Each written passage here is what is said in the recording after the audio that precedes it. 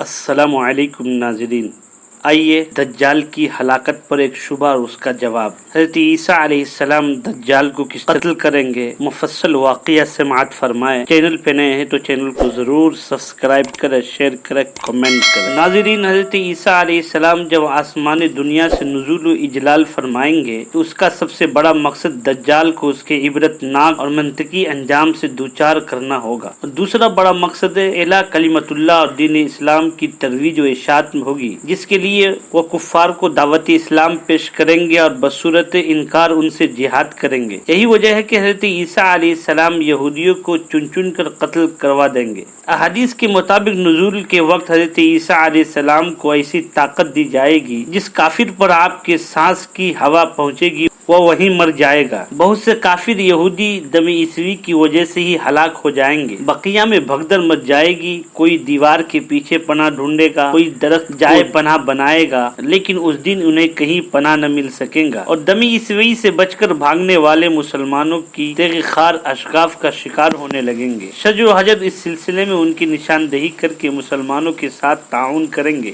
اور یوں عالمی یہودی حکومت کا محل گھروندہ بن کر زمین پر آ جائے گا۔ اس موقع پر یہ سوال ذہن میں آ سکتا ہے کہ جب دم عیسوی کی اتنی تاثیر ہے، پھر دجال کو قتل کرنے کی کیا ضرورت ہے؟ حضرت عیسیٰ علیہ السلام کا سانس کا اثر پہنچتے ہی اسے مر جانا چاہیے، نیزے سے قتل کرنے کا کیا مطلب؟ اس سوال کا جواب اگرچہ ضمناً کئی مرتبہ گزر چکا ہے، لیکن صراحتاً دوبارہ ذکر کیا جا رہا ہے۔ حضرت عیسیٰ علیہ السلام اگر دجال کو قتل کیے بغیر چھوڑ دیں تب بھی وہ صرف انہیں دیکھ کر ہی نمک کی طرح پگھلنا شروع ہو جائے گا، جیسا کہ روایات میں آتا ہے کہ معلوم ہوا کہ دم عیسوی کا اثر دجال پر بھی ہوگا، اور چونکہ تقدیر خداوندی میں اس کا قتل حربہ عیسیٰ علیہ السلام سے ہونا لکھا جا چکا ہے، اس لیے وہ دم عیسوی سے ہلاک نہ ہوگا۔ رہی یہ بات کہ سانس تو بے تکلف حضرت عیسیٰ علیہ السلام لے رہے ہوں گے، اس سے کافروں کا ہلاک ہو جانا، مسلمانوں کا محفوظ رہنا تعجب خیز بات ہے۔ آخر سانس میں اتنی طاقت کہاں سے آئی وہ کافر اور مسلم کی شناخت کر سکے؟ اس کا جواب ایک مثال سے بخوبی سمجھ میں آ سکتا ہے، اور وہ یہ ہے کہ جس طرح مقناطیس لوہے اور دوسری دھاتوں میں فرق کر لیتا ہے، اسی طرح اللہ تعالیٰ حضرت عیسیٰ علیہ السلام کے سانس میں بھی یہ تاثیر پیدا فرما دیں گے۔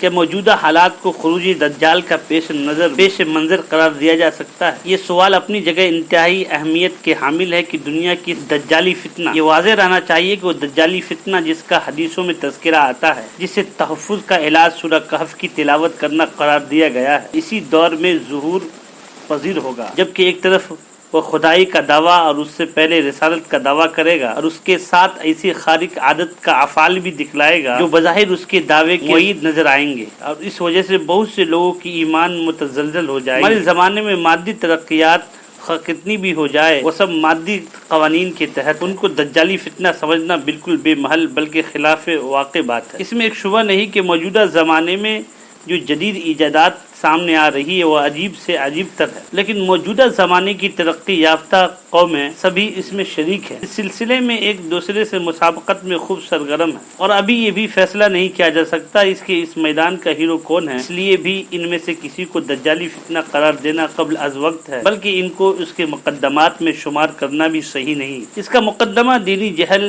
ضعیف الایمان اور طغیانی طاقتوں کا ہماگیر اقتدار ہے۔ حدیثوں میں صاف طور پر مذکور ہے کہ دجال خود یہودی نسل ہوگا، اس کے تمام متبعین بھی سب سے یہودی ہوں گے، من حیث القوم وہی ان پر ایمان لائیں گے، ان کے لیے دجالی فتنہ کا مرکز در حقیقت یہودی ہیں۔ اس لیے ہمارے زمانے میں یہودی مملکت کا قیام اور ان کی متفرق طاقتوں کا ایک مرکز جمع ہونا، اور اسی جگہ جمع ہونا جہاں عیسیٰ علیہ السلام کا ظہور مقدر ہے۔ اگر اس کو دجالی فتنہ کا مقدمہ کہا جائے تو بجا ہوگا۔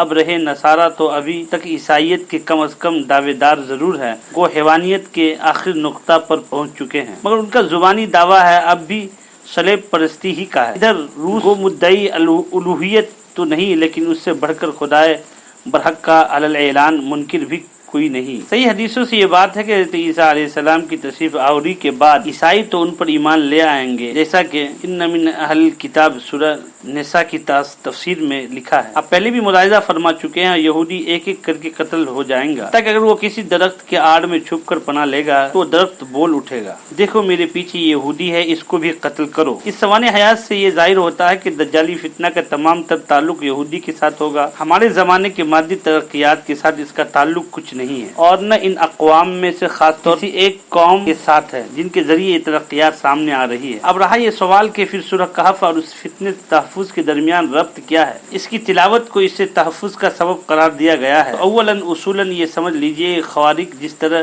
ہیبت اور مسیحیت کے علاقے سے باہر نظر آتے ہیں، اس طرح جو افعال ان کے مقابل میں ہیں وہ بھی حیت کے خلاف بالاتر ہوتے ہیں۔ مثلا نظر لگنا سب جانتے ہیں کہ یہ صحیح حقیقت ہے اور گو علماء نے اس کی معقولیت کے اسباب بھی لکھے ہیں، مگر بظاہر اس کا کوئی سبب معلوم نہیں ہوتا، اس لیے بہت سے اشخاص تو اب تک اس کے قائل بھی نہیں، اس کو صرف ایک وہم پرستی اور تخیل سمجھتے ہیں۔ لیکن اس دفعہ کے لیے جو صورت مجرب ہے وہ بھی اکثر اسی طرح غیر قیاسی ہے۔ اسی طرح سمی جانوروں کے کاٹے جو منتر افسوں اکثر یا تو بے معنی ہے، جن کے معنی کچھ مفہوم ہے، ان میں سے سمیت دفع کرنے کا کوئی سبب ظاہر نہیں ہوتا۔